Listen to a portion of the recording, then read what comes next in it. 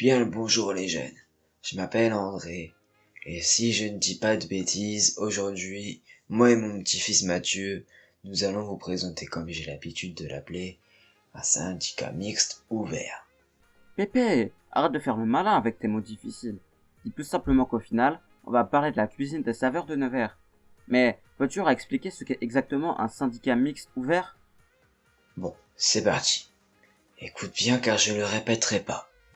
Alors, c'est un établissement qui est public et qui regroupe plusieurs communes, telles que Marzy, Fourchambault, Garchizy, Nevers et bien d'autres encore. La totalité des communes concernées par la cuisine des saveurs se trouve alors dans l'agglomération de Nevers. Tiens Mathieu, explique-leur c'est quoi une agglomération mon bibi. Arrête de m'appeler comme ça, Pépé, je t'ai déjà dit que j'aimais pas. Bref, une agglomération, c'est un ensemble formé d'une ville-centre et de ses communes. Dans notre cas, c'est Nevers, la ville-centre. Ce grand regroupement permet de mettre en commun des moyens pour réaliser une ou plusieurs missions de service public.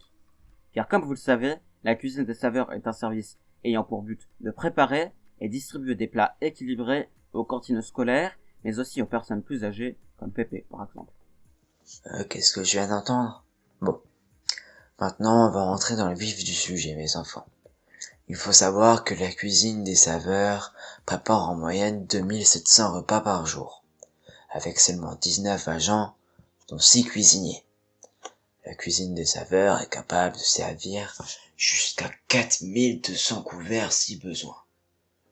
Le coût moyen des repas préparés à la cuisine des saveurs est d'environ 4,60 €. C'est pas cher alors. Tous leurs succulents plats suivent un parcours extrêmement précis en passant par plusieurs pièces qui se distinguent grâce à un code couleur. Il y a plusieurs zones, je vais vous dire lesquelles, ne soyez pas trop impatients. La première zone est la rouge, la seconde zone est la grise, la troisième zone est la jaune, la quatrième zone est la bleue, et pour finir, la dernière zone est la verte. Après avoir atterri dans la dernière zone, les cuisiniers de la cuisine des saveurs effectuent des livraisons directement dans les cantines scolaires. La cuisine des saveurs appartient alors au secteur tertiaire. Et au niveau de l'hygiène, mes petits louveteaux, il faut bien en parler quand même. Allez mon petit Mathieu, raconte-leur. La cuisine des saveurs, comme tout restaurant, conserve des échantillons des plats effectués dans leur cuisine. Ils les conservent dans des réfrigérateurs durant au minimum 5 jours après la dernière date de consommation à une température variant entre 0 et 4 degrés Celsius. De cette manière, si une seule et unique personne venait à tomber malade pour X ou Y raison, la cuisine des saveurs peut ainsi prouver qu'elle n'est pas responsable. La qualité de l'alimentation est extrêmement importante dans notre société actuelle. La cuisine des saveurs lutte contre l'obésité et les dérives alimentaires, notamment grâce à leurs produits issus de l'agriculture biologique. Leurs menus sont établis par une diététicienne, Madame Saucillon, qui collabore avec l'équipe de la cuisine des saveurs. Donc on peut en conclure que ce sont vraiment des gens merveilleux.